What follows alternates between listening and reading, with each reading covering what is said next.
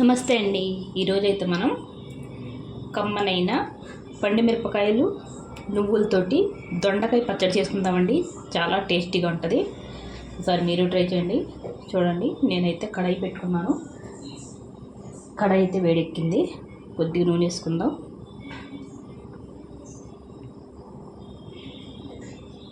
పచ్చడికి కొద్దిగా నూనె ఎక్కువ వేసుకుంటేనే బాగుంటుందండి. రోటి పచ్చడి అండి ఇది. నేనైతే 1/2 కేజీ దొండకాయలు తీసుకున్నానండి. చూడండి, పండుమిరపకాయలు. ఇప్పుడు లక్కీగా పండుమిరపకాయలు ఉన్నాయండి. అంటే మార్కెట్ నుంచి తీసుకొస్తే ఇవి ముగ్గుని పండిపోయినాయి అండి. లేకుంటే చాలా బాగుంటుంది చట్నీ, రోటి పచ్చడి.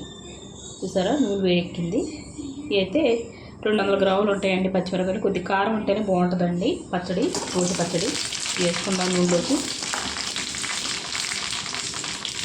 చింతపండు అండి తగినంత, ఒక పెద్ద నిమ్మకాయ సైజ్ అంతా నానబెట్టుకున్నాను. ఇవైతే బాగా వేసుకోవాలండి. పచ్చిమిరపకాయలు చూసారా, చాలా మట్టుకు ముగ్గిపోయినాయి మిరపకాయలు. ఇలాగైతే చాలా టేస్టీగా ఉంటుందండి పండుమిరపకాయలతోటి పచ్చడి. ఒకసారి మీరు ట్రై చేయండి. చేస్తే బాగా వేగాలండి. ఇలా కలుపుకుంటే వేసుకుంటే బాగా అన్నీ సమానంగా ఎగుతాయి పచ్చిమిరపకాయలు. చూడండి, మిరపకాయలు అయితే ఎలా వేగాయో ఇవి సమానంగా ఇలా వేగాలండి. చూడండి, కనిపిస్తున్నాయా? ఇలా వేగితే చాలా టేస్టీగా ఉంటుందండి పచ్చడి. ఇప్పుడైతే 1.5 స్పూన్ జీలకర్ర అండి. జీలకర్ర కొద్దిగా ఎక్కువ వేసుకుంటేనే బాగుంటుంది. నూనెలో వేడిగా ఉంటుంది కదండి, తొందరగా వేగిపోతుంది జీలకర్ర అయితే. కొద్దిగా వేగితే సరిపోతుందండి జీలకర్ర. ఇందులోనే మనం నువ్వులు వేసుకుందామండి. చూడండి,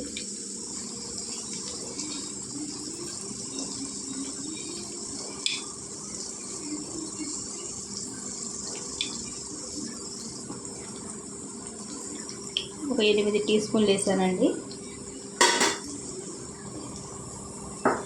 చాలా కమ్మగా ఉంటుంది నువ్వులతో చేసుకుంటే. ఒకసారి మీరు ట్రై చేయండి. కొద్దిగా వేగితే సరిపోద్దండి నూనెలో.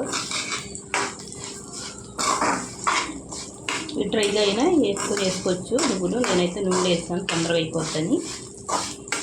సరే, చూడండి, నువ్వులు అయితే వేగిపోయాయి. ఇవన్నీ మనం మిక్సీ జార్లోకి తీసుకుందాం. చూడండి, కొద్దిగా నూనె వేసుకుందాం.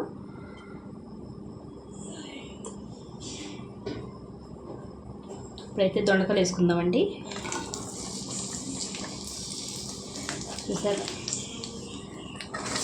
కొద్దిగా పండిన దొండకాయలు టేస్ట్ ఉంటుందండి మనకి పచ్చడికి.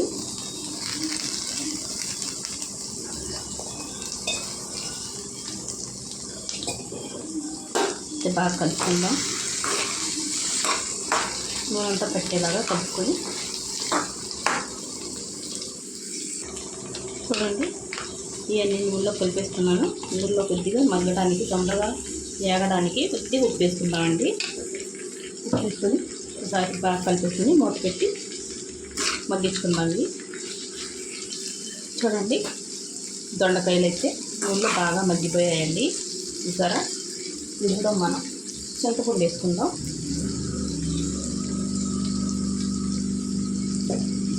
ఒకసారి కలిపేసుకొని స్టవ్ కట్టేసుకుందామండి. చల్లారి పెట్టుకుందాం దొండకాయలు. మనం చల్లారిన తర్వాత చూద్దాం. చూడండి, జార్లోకి వేసుకున్నాం కదా. ఎల్లుల్లిపాయలు అండి 8 రెబ్బలు. రుచికి తగినంత ఉప్పు వేసుకుందామండి. ఇందాక మనం దొండకాయలు వేసుకున్నాం కదండి, ఉప్పు ఇందులో చూసుకొని వేసుకుందాం. ఈ దొండకాయలు కూడా వేసేసుకుందామండి ఇందులోకి.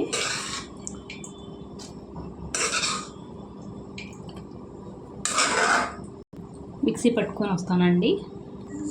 చూడండి, ఎంతో కమ్మనైన పండుమిరపకాయలు, దొండకాయ, నువ్వులతోటి పచ్చడి ఇలా కచ్చాపచ్చాగా చేసుకుంటే చాలా టేస్టీగా ఉంటుందండి. ఒకసారి మీరు ట్రై చేయండి. ఇంతేనండి వీడియో. నచ్చితే లైక్, షేర్, సబ్స్క్రైబ్ చేసుకోండి.